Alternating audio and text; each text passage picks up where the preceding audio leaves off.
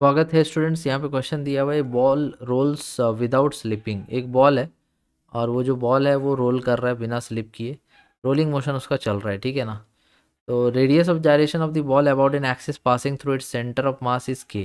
तो एक एक्सिस हम ले लेते हैं जो इसके सेंटर ऑफ मास से पास हो रहा है, तो ये तुम्हारा सेंटर ऑफ मास हो गया, ठीक है। और इसके लिए जो रेडियस ऑफ जायरेशन दिया हुआ है वो दिया हुआ है के दिया हुआ है।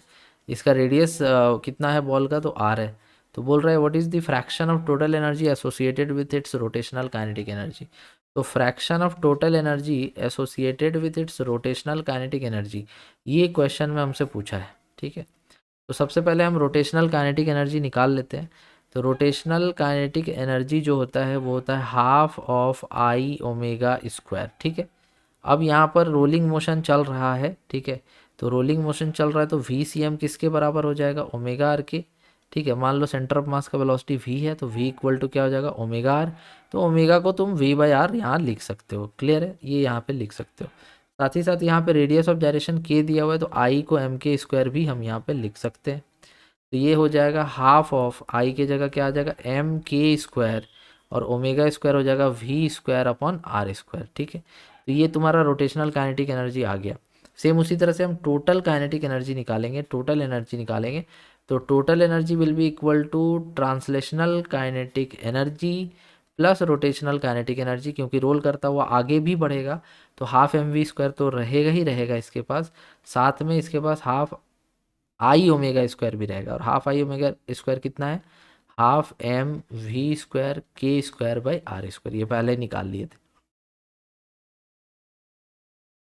तो total energy half M we square common आ जाएगा, कितना बचेगा, वन प्लस के स्क्वायर बाई आर स्क्वायर।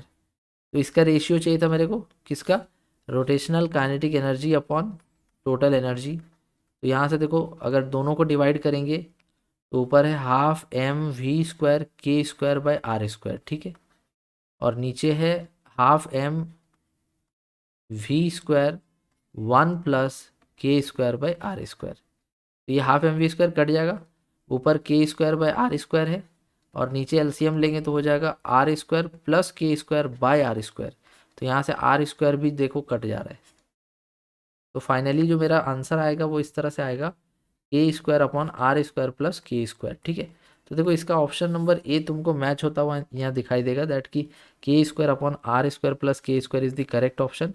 यहाँ पे बोला था कि what fraction of total energy is associated with rotational kinetic energy. तो यहाँ पर आप ऐसे लिख सकते हैं कि rotational kinetic energy is equal to k square by r square plus के square times of total energy, cross multiply करके ये आप लिख सकते हैं। तो इससे आपको पता चलेगा कि how much fraction of total energy, तो इतना times total energy is associated with rotational kinetic energy. तो इस तरह से इसको समझना होता है। तो आई होप आप ये क्वेश्चन समझ पाए होंगे, इसको मिटा दे रहे हैं।